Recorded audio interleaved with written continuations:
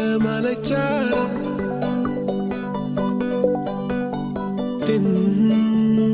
நெசவு நடத்துமிடம்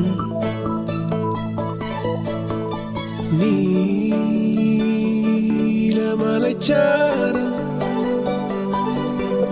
வானம் குனிவதிலும் மண்ணை தொடுவதிலும் காதல் அறிந்திருந்தே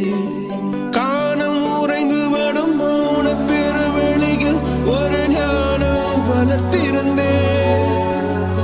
இதயம் விரித்திருந்தே நான் இயற்கையில் திளைத்திருந்தே சிட்டுக்குருவி ஒன்று வேக பார்வை கொண்டு வட்டப்பாறையின் மேல் என்னை வாவா என்றது கிச்சு கிச் என்றது கிட்டவா என்றது பேச்சு எதுவுமின்றி